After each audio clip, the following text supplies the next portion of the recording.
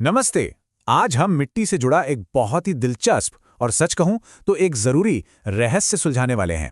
ये एक ऐसी पहेली है जो हमारे पैरों के ठीक नीचे चल रही है। जरा सोचिए, किसी ने अपने बगीचे की मिट्टी में ढेर सारी अच्छी जैविक खाद डाली, ये सोचकर कि अब तो पौधे लहलहा उठेंगे। लेकिन होता इसका उल्टा है। पौधे अचानक मुरझाने क्यों लगते हैं, मानो भूखे हों? जानते हैं इसका जवाब क्या है? वजह है पोषक तत्वों के लिए एक छिपी हुई जंग, एक ऐसी लड़ाई जिसे खरबों छोटे छोटे अदृश्य जीव लड़ रहे हैं। तो चलिए इस पहेली की तह तक चलते हैं। शुरुआत करते हैं इस माली के रहस्य से। होता यह है कि जब कुछ खास किस्म के जैविक पदार्थ मिट्टी में मिलाए जाते हैं तो पौधों में नाइट्रोजन की कमी के लक्षण दिखने लगते हैं, जैसे उनकी पत्तियां पीली पड़ने लगती हैं। तो फिर इस पूरी कहानी के असली हीरो या कहिए विलन कौन है? चलिए मिलते हैं मिट्टी की माइक्रो क्रू से, यानी कि सूक्ष्म जीवों से। और इनकी तादाद हैरान कर देगी। मिट्टी के सिर्फ 1 ग्राम में 1 करोड़ से भी ज्यादा सूक्ष्म जीव हो सकते हैं। जी हां, 1 करोड़। ये माइक्रोब्स असल में डिकम्पोजर होते हैं, यानी अपघटक। इनका काम है जैविक पदार्थों को खाना और अपनी आबादी को बढ़ाते जाना। तो अब सवाल उठता है कि इन सूक्ष्म जीवों के काम करने का तरीका क्या है, इसे कंट्रोल कौन करता है? इसके पीछे एक खास कार्बन नाइट्रोजन रेसिपी है। इसे कहते हैं कार्बन से नाइट्रोजन अनुपात या C:N रेशियो। आसान भाषा में ये किसी भी चीज में मौजूद कार्बन और नाइट्रोजन का अनुपात होता है। और यही मिट्टी के इन छोटे छोटे जीवों के लिए एक परफेक्ट डाइट चार्ट है। इसे ऐसे समझिए, कार्बन इन माइक्रोब्स के लिए एनर्जी है, मतलब काम करने की ताकत, और नाइट्रोजन है बिल्डिंग ब्लॉक्स, यानी प्रोटीन, जिससे उनका शरीर बनता है और उनकी आबादी बढ़ती है। अब जरा इस टेबल को देखिए, बात एकदम साफ हो जाएगी।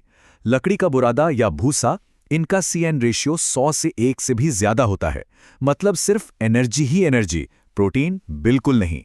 वहीं दूसरी तरफ फलियां या गोबर हैं, जिनका रेशियो 20 से 30 1 के बीच होता है। ये एक बैलेंस डाइट है। और सबसे मजेदार बात, इन माइक्रोब्स के खुद के शरीर का रेशियो लगभग 8 से 1 होता है। यही उनका परफेक्ट गोल है। और अब आते हैं कहानी के क्लाइमैक्स पर, पोषक तत्वों की सबसे बड़ी चोरी। क्या होता है जब ये रेसिपी गलत हो जाती है? यहां 2 अलग अलग अंजाम हो सकते हैं। अगर C:N रेशियो 30:1 से ज्यादा है तो माइक्रोब्स को नाइट्रोजन की भूख लग जाती है और वो इसे सीधे मिट्टी से चुरा लेते हैं। इसे कहते हैं इमोबिलाइजेशन, मतलब पोषक तत्व लॉक हो गए। और अगर रेशियो 20:1 से कम हो तो माइक्रोब्स के पास जरूरत से ज्यादा नाइट्रोजन होती है, जिसे वो मिट्टी में वापस छोड़ देते हैं। इसे कहते हैं मिनरलाइजेशन, मतलब पोषक तत्व आजाद हो गए। और यहीं पर हमारे रहस्य का जवाब छिपा है। यही इमोबिलाइजेशन है जिसकी वजह से मिट्टी में कुछ समय के लिए नाइट्रोजन की कमी हो जाती है और इसी वजह से हमारे पौधे बेचारे भूखे दिखने लगते हैं। तो चलिए पूरी कहानी को स्टेप बाय स्टेप समझते हैं। सबसे पहले मिट्टी में भूसे जैसा हाई कार्बन वाला मटेरियल डाला गया।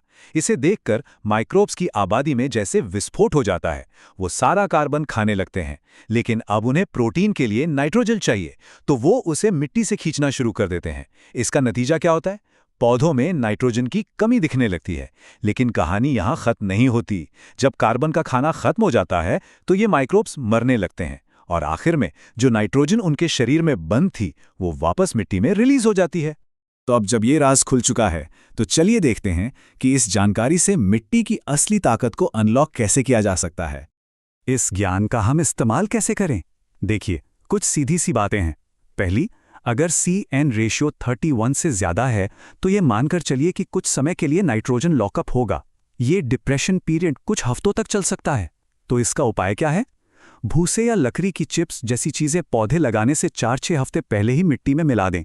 या फिर आप एक और काम कर सकते हैं, हाई कार्बन मटेरियल के साथ थोड़ा यूरिया जैसा नाइट्रोजन सोर्स मिला दें ताकि रेशियो बैलेंस हो जाए। और हाँ, ये भी याद रखिए कि 20:1 से कम रेशियो वाली चीजें जैसे फलियां नाइट्रोजन को बहुत जल्दी रिलीज करती हैं। तो अब ये रेसिपी सबको पता है। अब सवाल ये है कि इस जानकारी के साथ अपने मिट्टी में कौन सी शानदार खिचड़ी पकाई जाएगी।